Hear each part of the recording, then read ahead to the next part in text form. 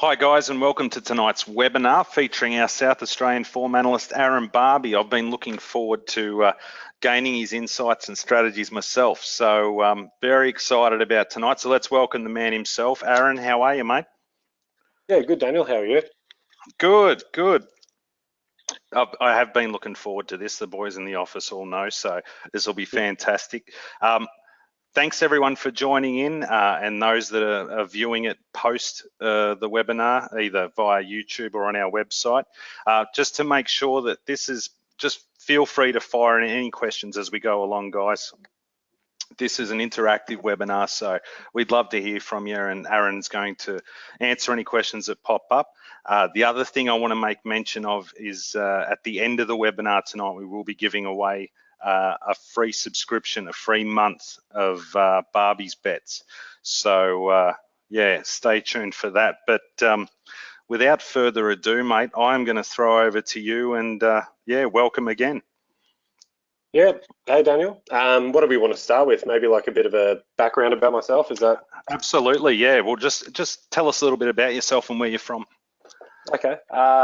So I reckon the main reason I'm here talking to you guys tonight is I worked at a place called Data Processors, that formerly known as Hamilton, for 7 and a bit years. If you haven't heard of it, that is a guy called Joko Ranadjicek. He is allegedly the biggest punter in the world. Him and his syndicate of punters, and that is one of the companies that he has to do form for him, and algorithms and whatnot. When I worked there, I mostly did post-race analysis and a little bit of pre-race analysis as well, involving watching videos and marking observational factors and advantage factors. They bet all over the world. So I did a lot of French gallops. I did some pre-race analysis for Japanese gallops, for example. I even did a little bit of Swedish trots. They bet everywhere, and it was just a really good foundation for doing the form. All the stuff that I learned in my time there, they're really smart people. So I've used a lot of those lessons that I learned there as a basis for the form analysis that I do for South Australia. And I've met a lot of really smart people in the industry as well along the years. So yeah, that's just one part of it, but that's really given me a solid foundation to kind of like go out and learn a lot more. And yeah, it's got me here at Champion Bets, doing tips for South Australia for you guys. Beautiful, mate. Now tell us about why South Australia, why specialise there? Well, I'm not from South Australia. I don't really have any connection there. I just chose it because I like betting there, and I wanted to specialise in a state and pick a state that was manageable for one person to handle. I'm not like joke. I don't have a team of people working around the clock. I've got to do all this myself. So South Australia is really, really great because there's fewer horses for starters, so there's less different form lines. It's not like New South Wales or Victoria. Punters there, they've got the task of lining up horses coming together from all over the state. Sometimes it's easier in SA, because often it's a case of the same horses racing each other week in, week out. So it's a bit like Perth or Hong Kong. The difference being, the Victorian raiders, they obviously come across the border, but you've got to deal with that. I'll touch on that in a second. There's the fewer tracks as well. It's well known that almost every Saturday of the year, it'll either be at more full parks. I think actually there's only 14 TAB tracks in South Australia. They only race there like 3 or 4 times a week, so it's more manageable to be prepared instead of racing every day like New South Wales and Victoria. You're less likely to miss something. You get a good feel for that relatively small pool of horses, and on top of this, with that fewer number of tracks, learning the repeating track patterns, and identifying horses that were helped or hindered at their previous starts, predicting bias, that becomes a lot easier when you've got less tracks to worry about. What else is that a big component when you're doing form? Do you take a lot of the track bias into consideration? It's an enormous part of what I do. Yeah, it's arguably the most important factor. Yeah, and you know, the gap, I think there's probably a smaller gap between midweek and Saturday racing there too. In SA, I mean, I hear people in Vic and New South Wales talking about, you know, horses making the jump from midweek grade to Saturday grade, you know, and with Australia's best horses usually running on Saturdays in Melbourne and Sydney, you know, it makes sense. There's a big gap between the best and the worst in those states, but like in South Australia, I think with the fewer horses, you know, the gap between the cream and the crap isn't as wide. So you can gain a lot of advantage, horses coming from midweek to Saturday grade. What else is a good advantage there? Taking on the Bics when they cross the border as well. It always creates a lot of advantage when they come over. I mean, it's no secret that the Victorian horses are better than the South Australian horses, and they have a lot of success when they come to Adelaide, but I think the market almost always overestimates them. You know, it can be hard to line them up, but you do your best, and it does create advantage there. And it works the other way too, like when the SA Raiders cross the border to Victoria, you know, people are pretty aware that they've got a, you know, good strike rate when they go over there, but, you know, the market still underestimates them somewhat, you know, sometimes. So I think, you know, with SA punters, if they were just blindly backing horses crossing the border to Vic, you know, they'd have a lot more success than, you know, Victorian punters doing it the other way around, in my opinion. But I mean, I don't really have any data to back that up. What else? You know, obviously, the majority, you know, I focus on on-pace runners and sprint racing. I think, you know, anyone who's subscribed might have, you know, worked that out by now. And I think South Australia is there's a lot of on-pace kind of tracks there. Places like Murray Bridge and, you know, Port Augusta, Port Lincoln, there's and Gawler. Like there's a lot of tracks where, you know, it's a real advantage to be up on the speed. So that kind of suits my style of form analyst as well. Beautiful. Aaron, can you take us through your methodology? Just give us a few minutes on your methods and your top indicators. Okay. Well, I'll bring up. I thought maybe we could go through the races from Murray Bridge yesterday, and use that as an example. You know, one I've prepared earlier. Luckily, we got a few winners yesterday. So obviously did something right, or maybe I was just lucky. But so we'll go through those races, and I'll bring up now on the screen if everyone can see. This is Paul Daly's database ratings to win. So I subscribe to that, and it's just a fantastic tool. Like, I'd recommend it to anyone. It's a massive time saver. I couldn't do what I do without it. And you know, this is the machine that I basically do all my work in. So I'll just try to explain a few things. I mean, if you can see on the screen, like, it's pretty self-explanatory. Like, you know, here's Murray Bridges, race 1 to 8 with the distances and whatnot. And as you click on each race, you know, it brings up the horses and, you know, it brings out their form. I can download videos. So then they just come up at a click of a button. Is that going to pop up in a second? Yeah, sorry, my computer's a bit slow. Race number 8. Yeah, so, you know, it's a really powerful tool. It's really handy. It's like a one-stop shop. So yeah, let's go through those races at Murray Bridge yesterday and see if I can enlighten people how I came up with those horses. So I'm just going to bring this email across. This is what goes out to the subscribers. We were on Supre in race 3. I got the chocolates. Race 4, I got that wrong. Simple Magic couldn't get there for us. Race 5, we were on Optimize, and race 7 we were on Let's Tango, and they both won, which was really handy. With race 3, the first thing I'll say about Murray Bridge, and you've really got to get to know your tracks. You specialise in a state, you get a good feel for these kind of things. Murray Bridge is really on pace kind of track, and it's hard to make ground there. So, you know, whenever I'm analysing a meeting, I'm doing my speed maps and I'm thinking about how the track's going to play. I think that's really important, to be on horses that are going to be in the right position. Horses with, you know, merit, that's really important, but I think the map's an important factor as well. So in this particular race, there were only 3 horses in the market, really, Sharing Secrets, Regina Margarita and Supre, and Supre was just going to have the head start on them. I'm bringing up an early speed map here. Like, I can't stress enough how good Ratings to Win is. So here you can see Supre ahead of Sharing Seekers and Regina Margarita. It had only ever had one start, and it actually jumped with them. With these lightly racehorses, I think it's really important to watch the start of their races to see if they were hooked or had any interference or whatnot, because they're quite variable. They're not like an older horse that has an established racing pattern. You want to make sure you watch that and work out, if it might have a different racing pattern this time.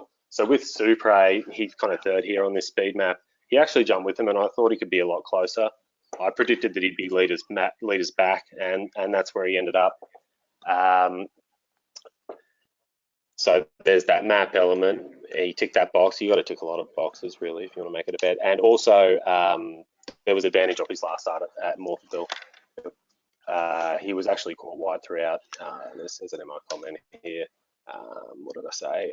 Advantage of on place run at Morphettville, jumped with them, but was caught 4 wide, no cover throughout. He was pushed wide at turn. He kept finding the line in the straight once he was balanced up.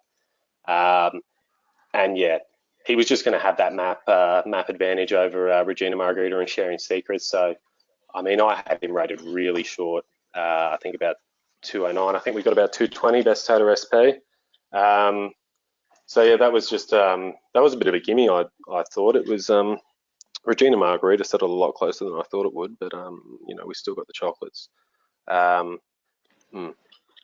so that's one. That's one. I think that's it's a good trick when you've got maybe 3 horses in the market and 2 of them are back on the map and one of them maps forward. That's a really big advantage, and that's kind of how this set up this race. So. Beautiful. Can you run us through one of the other races as well? Yeah, intrigued. Yeah, intrigued. Yeah, no. Just quickly with Murray Bridge as well. The rail was out 3 meters, and it was a little bit of a soft track, and often they get to the outside fence, and that was the case here. So I wasn't sure if that was going to happen leading into the meeting, because like I've got a lot of data. Like I keep records of track biases over the last few years. I've got just a little Google spreadsheet. I wasn't really sure if they were going to go there or not. It doesn't happen all the time, but it did eventuate yesterday. We'll move on to race 4. Here's a race that I got wrong in regards to Snippet Magic. It's interesting with this horse. It changed trainers. I don't know if everyone listening is aware of Grant Young, but he's absolutely airborne in South Australia at the moment. You'll find a lot of the times that horses having their first start for Grant Young, they're going to be significant firmers in the market. The bigger players, they place a lot of importance, these big betting syndicates, on things like little tricks like horses on the quick backup, within 7 days, or first up a new trainer or a positive jockey change. And with Snippet Magic, it actually went the other way. I went from Grant Young to Kim Healy. It has flipped between those 2 stables throughout its career. Kim kind of takes it up to Northern Territory for the carnival. I didn't think it would have that big an effect, but the market really moved against us there. We took like $6 fix, and I think it drifted out to maybe $14 Betfair at the jump, and we kind of knew that we were in trouble there. I think with these midweek races, when the market moves against you, it's usually pretty telling. But the way that I came up with Snip, it's in there in the comment. It's just a track specialist at Murray Bridge. I think horses for courses is important somewhat. It's a factor. Some horses tend to run really well at particular tracks, and he'd won 6 of his 12 attempts there, 4 placings, and we had a crack and we rolled the dice, but the favourite was just too strong, and we weren't good enough. We came third, but yeah. We might move on to race 5, maybe one that I got right. Yeah, sure. Just a quick one. one. Do you have any questions? Yeah, I'm going to throw in a couple of questions while we're going, mate. I've got one here saying, Aaron, how do you work out your unit size bet for each horse? Is it based on a percentage of profit of bank versus rated price or otherwise? Yep, that's a good question. So I try to keep my staking, really consistent throughout the year. And then the emphasis is kind of like just on making good selections consistently and grinding a profit. So I'm working off 100 unit betting bank. I have a rule where I basically never spend any more than 2 units in a particular race, so we're never outlaying any more than 2% of a bank at a time.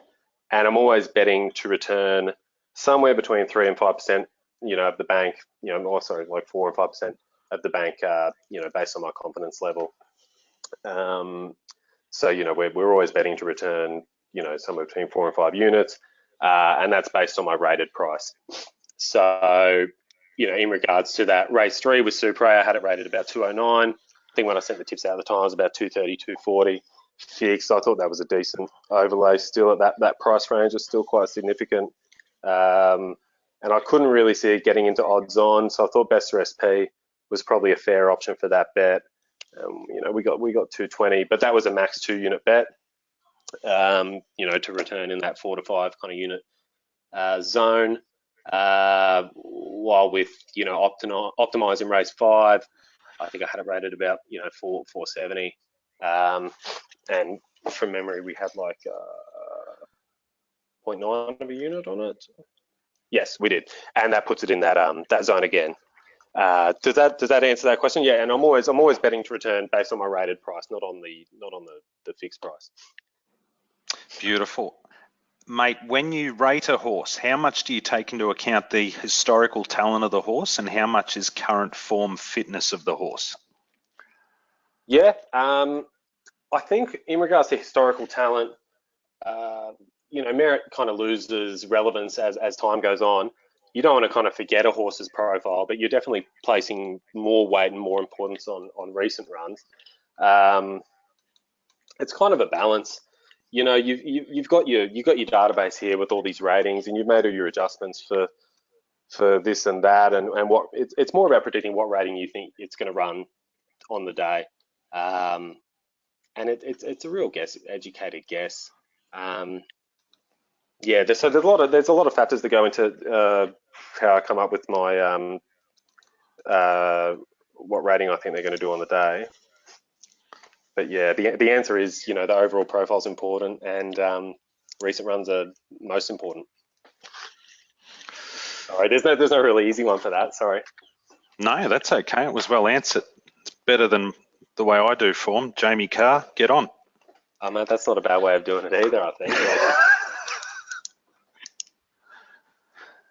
Any more questions there at the moment? Yeah, I've got another one here from I can't see who this is from, but this question is, do you place much importance on looking at times and sectionals? Good question. Yeah, no, times and sectionals are really important, but because I have this database ratings to win, which already does it for me, it's a huge time saver. So I'll just show you guys something quickly on the screen here. We're going to, a list of races already run. You can see, follow my arrow, 11th of the 5th Narrow Court, 9th of the 5th Balaclava. The Y next to it means the times have been verified. So we can look at an example meeting, say, Strathalbyn from the 2nd of the 5th. If you can see where my mouse is hovering over this thing that says RLD in capital letters, that's basically the race quality compared to par.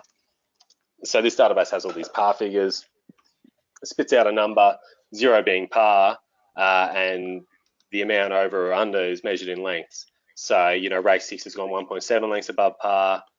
Race 2's gone 1.8 lengths below par overall. And this is really handy information because I don't have to sit there crunching sectionals and times. There's this FS and LS first sectional, last sectional data as well. So it gives you a pace shape of the race, whether it was a fast pace or a slow pace. Because the times and sectionals are so important, that's why this database is so handy, because it's done all that work for you, and then you can focus on other things. So yeah, that is highly important, times and sectionals. But yeah, I've this database that takes it out of my hands. It's just great.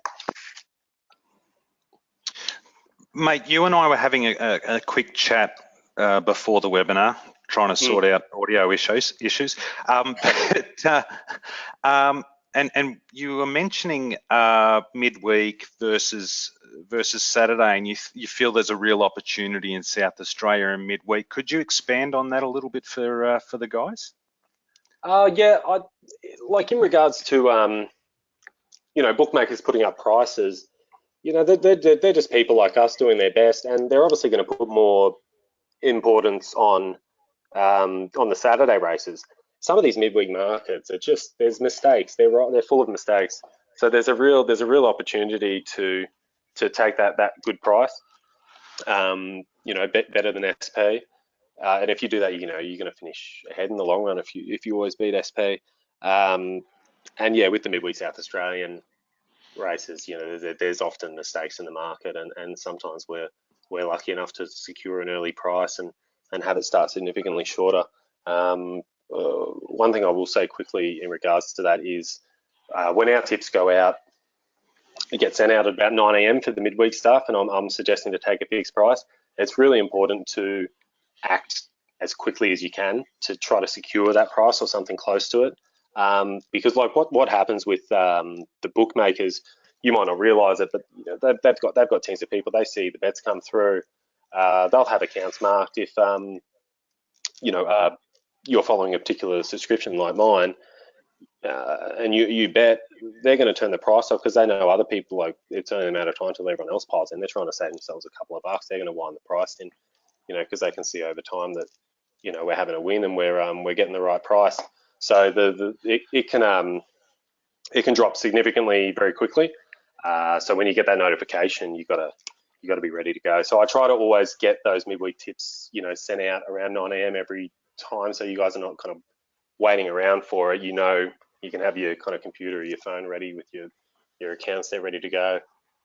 Yeah, but we just had a question on that very subject, actually, that I was just about to ask you, and the expectation is that moving forward, it will be spot on 9. So you have to be right there, ready to rock and roll as soon as those tips come out, guys.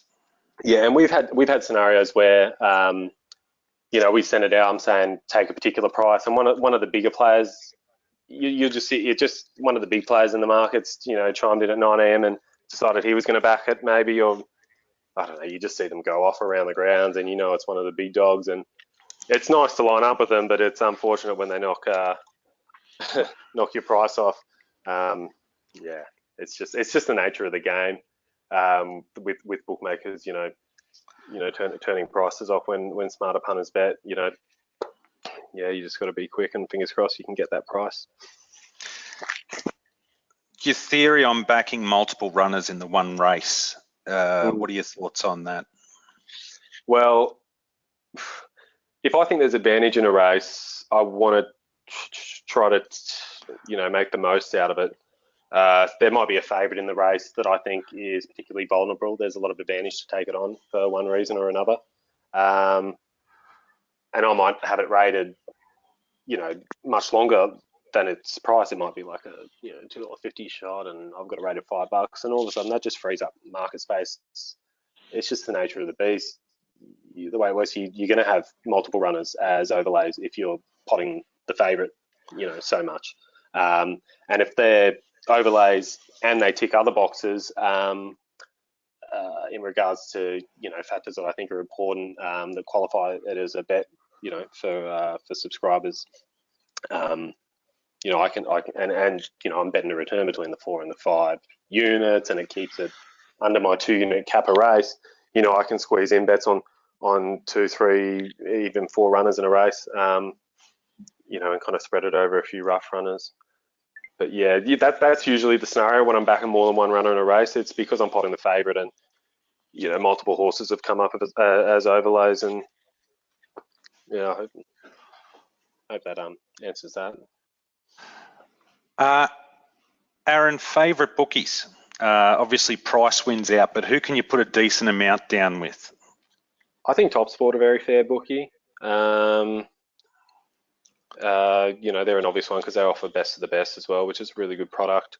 Favorite bookies, like your local tabs, always a good option because you can, don't be lazy, go down and get on and cash. The limits are much bigger, and they might not turn the price off as hard on you. You're betting incognito.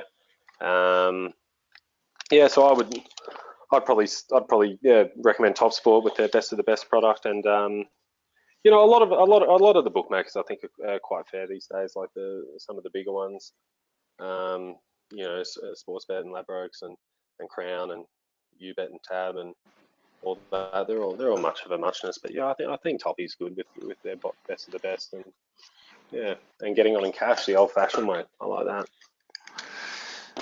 I've got a question here from one of our great clients, Paul Gartland. Aaron, if you notice something that stands out after fields are announced on Wednesday, is there a chance that early alerts may be sent out on a Thursday or Friday? Probably not, because I think the Saturday markets are a lot different to the midweek. I don't find myself really betting until Saturday morning once scratchings are finalised, and I still think there's a lot of you can still get a good price around jump. I think the best of the best, and Betfair SP, those kind of products, I think they're really good for Saturday. I don't. Yeah, there's always that danger of scratchings when you pile into one early. It's the risk you run, and I try to avoid that as often as possible. Try to do most of my business after scratchings have been finalised. I would say, in regards to taking an early price, if you're backing, say, a leader as opposed to a back marker, it's better, because if scratchings come out of a race, it's going to change the map scenario. But if you're on a leader, it's only going to help that leader. Do you know what I mean? Like, you're removing other horses' pressure. But if you're like got this predicted pace fast, and this, you've got this strong back marker you're really keen on, and then you wake up the next morning and three of the leaders have been scratched, and all of a sudden there's no speed in the race, and you're already on. So you're copping deductions, and the map isn't suiting you anymore. You're in a bit of strife there. So yeah, I'd say if you're going to dive into one early, make it a non-pace runner, and try to wait until after the scratching's been finalised on the day of the race. Yeah, so I'm not keen on sending out that early stuff for Saturday. Sorry about that, mate. That's okay. Where does you touched on this a little bit before? We've got a question in regards to how you rate from country to provincial in South Australia, horses moving up as opposed to Victoria, the way they do it, moving from provincial races into metro meetings. Yeah. Look, it can actually be really tough, because if you use like a ratings-based database like me, the horses that run in metro are going to get a much higher rating than the provincial horses, and that makes perfect sense. So when you have a provincial horse coming to the city, and you just give it its last start rating next to the proven metro horses, it's going to come up long price. You actually have to kind of step their rating. You need to understand that it's probably if it's a progressive type, and you're keen on it for particular reasons, like it's run well above par at this provincial track, and it's working its way through the grades, you're just going to have to step its rating up.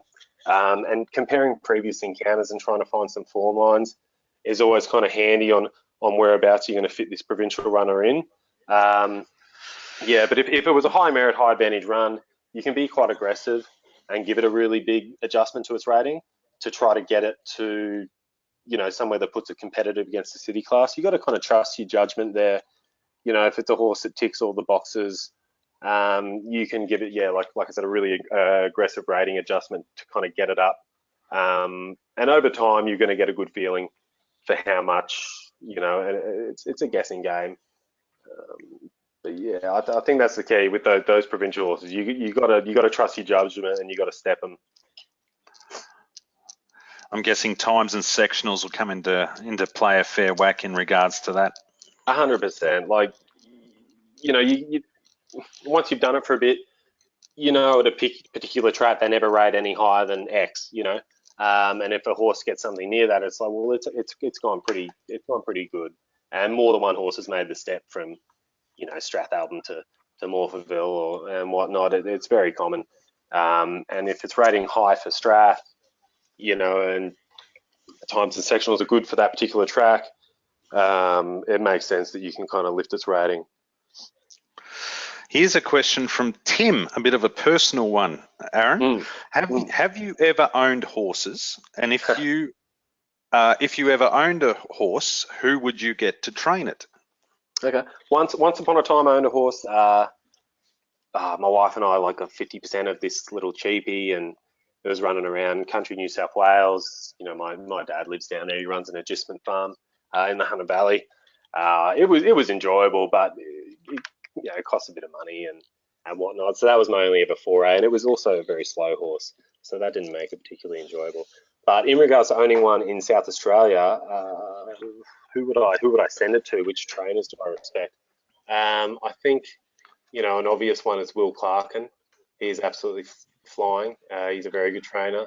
Grant Young, especially if it's a tried horse or a distance horse, he really seems to improve them. There was a good segment on racing.com recently where they kind of interviewed Grant, and they went to his stables and he kind of went through some of his methods.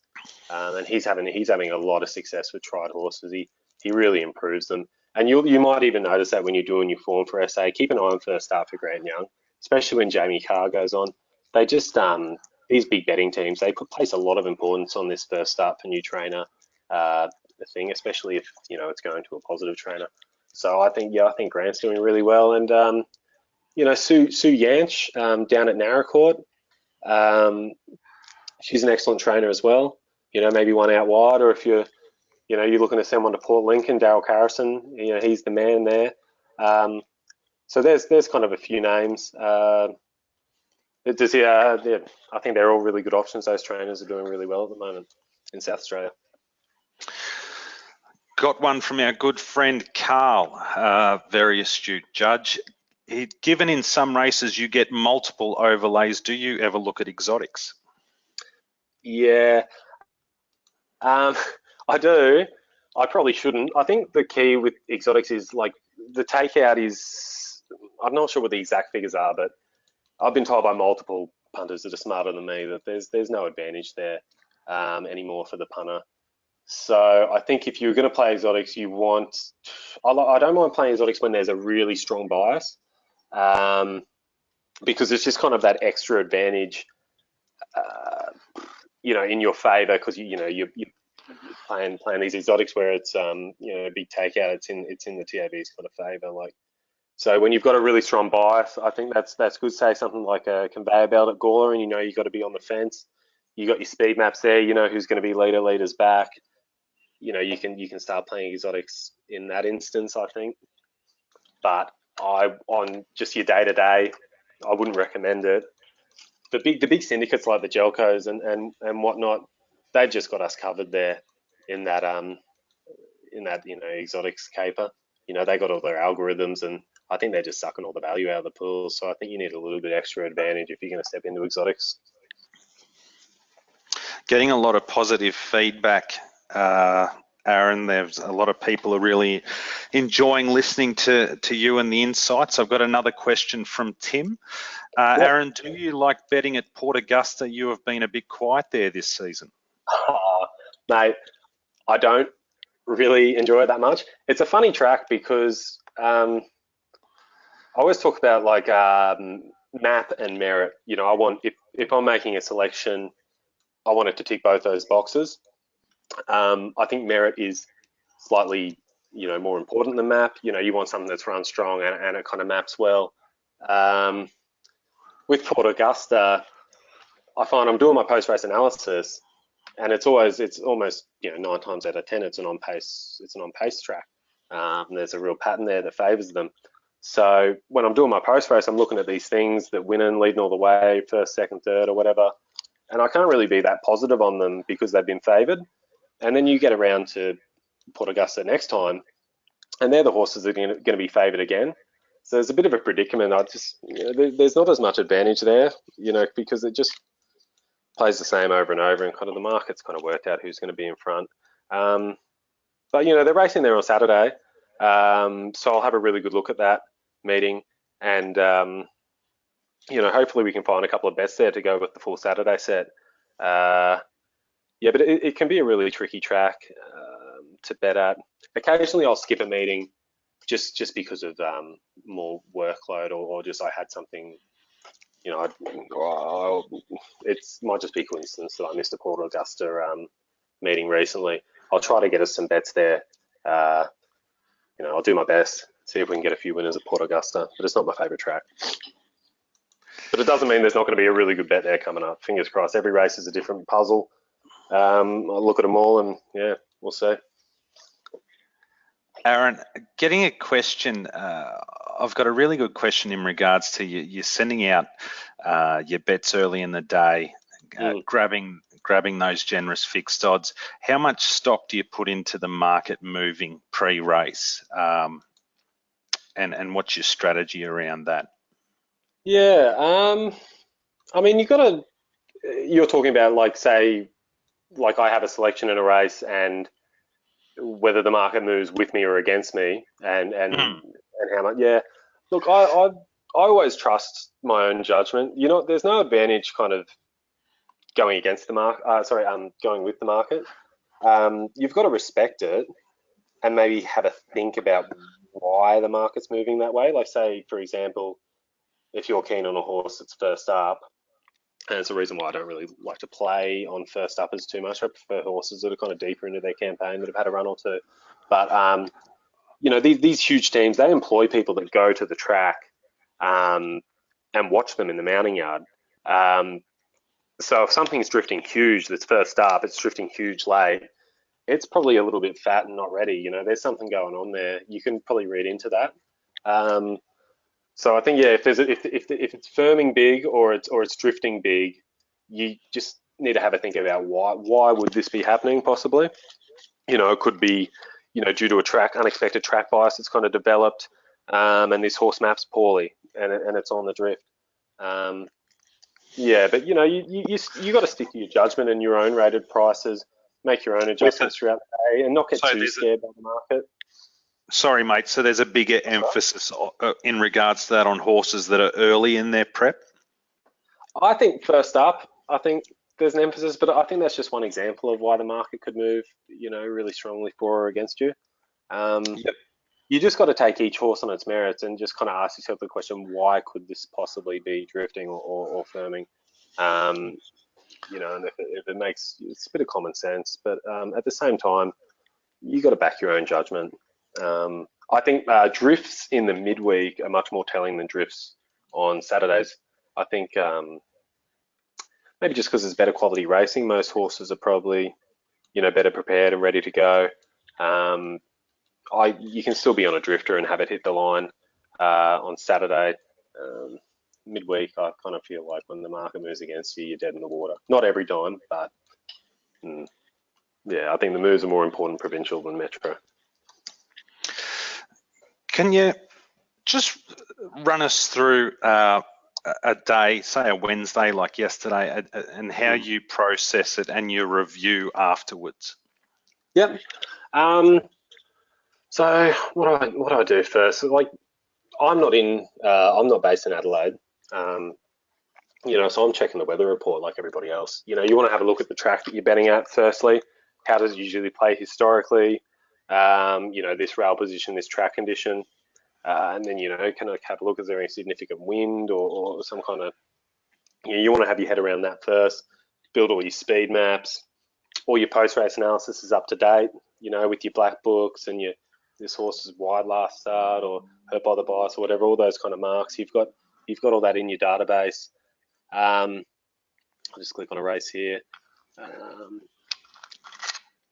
Who have I got where I had some, positive marks next to his name? For example, Let's Tango, who was a winner for us, one WC. I had it, it was wide a couple of starts back, the start before. So yeah, you got your speed maps ready to go. Your post-race analysis is all done, and you just go race by race, and you're just trying to predict what rating you think they're going to do on the day. You look for horses that map good, and there's a little bit of advantage off its last start. Yeah, I suppose that's the process. Get your track bias right, get your maps right, have your horse profiles up to date, and start trying to solve the puzzle one race at a time. Yeah, that's my process. And then do you go through a lot of video at the end of the meeting? Yeah, look, at the end of the meeting, I kind of let it sit. I'll wait to review the meeting once the verified times have come in. Yep. Yeah, I'm not going to go back over it immediately. I don't want to do any double work. Wait till the verified times have come through, and then just do it properly and in depth. We've just had a brilliant results barbecue. Keep up the top work. So there you go. A lot of positive reinforcement and positive feedback for you, mate. Thanks for Always that, guys. great to hear that. We got a bit of luck yesterday, possibly. It's good to have those nice results. Mate, do you want to quickly run us through your membership, tipping 3 days a week, full set of ratings on Saturday, and just talk to us a little bit about that? Yeah, of course. So I'll just bring up that email that I had before right here. So this is what you can see on my screen. This is the format of the midweek tips that get sent out at about 9 a.m. So you'll have a little comment for each runner. What my thoughts are, what's my thinking as to why is this a bet. Try to explain it as best as I can, and then how many units you're having on it, and whether or not to take a fixed price or best or SP. And with the Saturday stuff, I'm just going to drag that over that screen now. It's a bit different. You're going to get a full set with detailed analysis on each race. This is just the cover page where I might have a little talk about if I think there's going to be a particular bias or whatnot. I don't like to be too aggressive with my bias analysis. I like to. They can be really tough to predict, but I'll have a crack. I really take that into consideration. I think it's important. And each race, I've got a little speed map there for you, predicted pace. You got the runners, my assessed odds, to 100%, and just a little runner comment, selections, and whether or not I'm suggesting a bet. We'll move on to a race where I actually had a bet. And that'll be down the bottom here, and how many units to have on it. So as you scroll through, you just see, it's just runner comments, speed map, rated prices, suggested bets, and then you get to the end page of the Saturday set. Where are we? A few races that day. And you just got a little summary of the betting plan. This is what I got it rated, this is what we're having on it, and how many units we're spending on the day. So that's how the Saturday stuff looks. And that goes out at about 10 a.m. on Saturdays. It's not as important to get that fixed price, because we're not taking a fixed price. We're always playing best of the best, or whatever you guys are doing. It's up to you, but that's what I'm kind of recommending and recording the results on. And it just takes a little bit longer to kind of finalise. There's a bit more detail involved after scratchings to finalise, so that goes out an hour later. It's not as urgent. We're getting on Bob. All right, guys, this bloke is a genius. He knows the form inside out. Thank you, Barby, for your time tonight. Yeah, no worries. Sorry, it's a little bit erratic. I wasn't super prepared, but I hope I was able to kind of explain myself and maybe show a thing or two. It's really tough to kind of define exactly how I do what I do. It's a tough game. Just keep on doing what you're doing. And now I know that you used to do international form. I'll be calling you for some tips for Val at about 11:30 each night. Guys, please, if you've got any questions at all, please feel free to get in touch, 1300 500 057, or alternatively, you can email me, daniel@championbets.com.au. Thanks everybody for tuning in. Thanks for your questions. Like I said, get on the website, have a look at this guy's results. He's just ticked over 100 units since August last year. He is the real deal. Again, thanks, Aaron. Thanks, guys. No, not a problem. See you later. See ya.